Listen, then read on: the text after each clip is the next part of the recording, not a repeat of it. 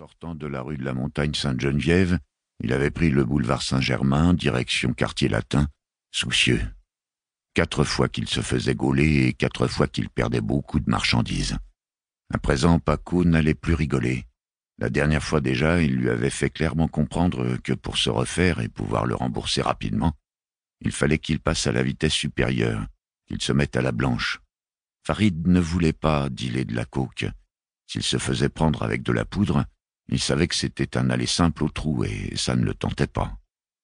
Paco, c'était son grossiste, un homme charmant, un peu grassouillet, mais toujours le sourire accroché aux lèvres.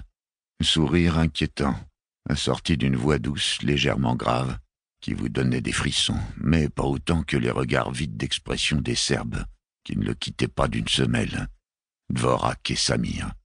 2 molosses, un catholique et un musulman, ayant depuis longtemps enterré l'âge des guerres de religion, pour se consacrer à ce qu'ils savaient faire de mieux, le meurtre et la torture. Ils faisaient cela pour un autre, bien sûr. Ils étaient bien trop bêtes pour échafauder eux-mêmes des plans tordus, mais très doués pour obéir sans aucune discussion, et surtout sans aucun état d'âme.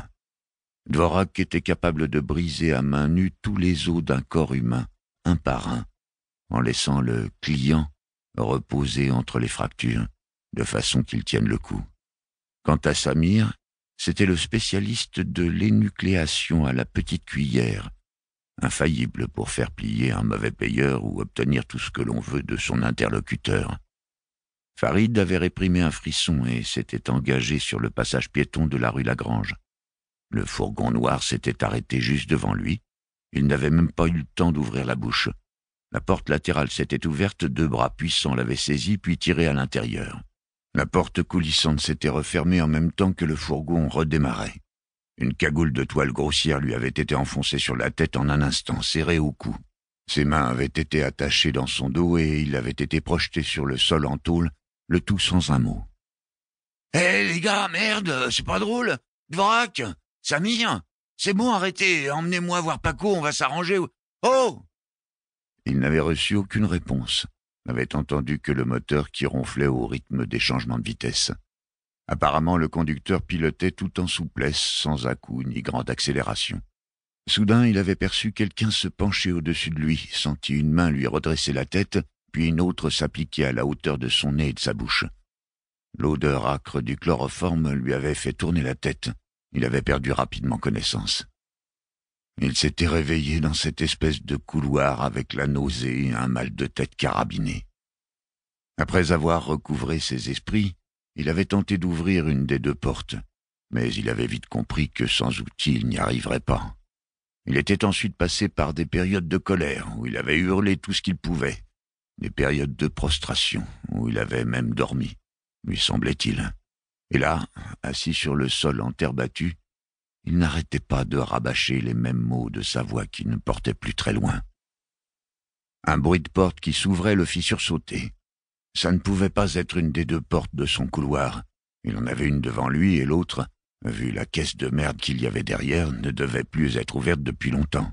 « Hé, il y a quelqu'un ? À l'aide !» Il aperçut par une des meurtrières une lueur vacillante. Il s'approcha et colla son visage le plus près possible. « S'il vous plaît !» Une ombre se mouvait dans la pièce centrale. De grandes lampes à pétrole avaient été allumées, mais il ne voyait que par la largeur de sa meurtrière une pièce voûtée tout en pierre qui lui sembla de belles dimensions. Une ombre se projetait sur le mur. « Monsieur, s'il vous plaît, ouvrez-moi !»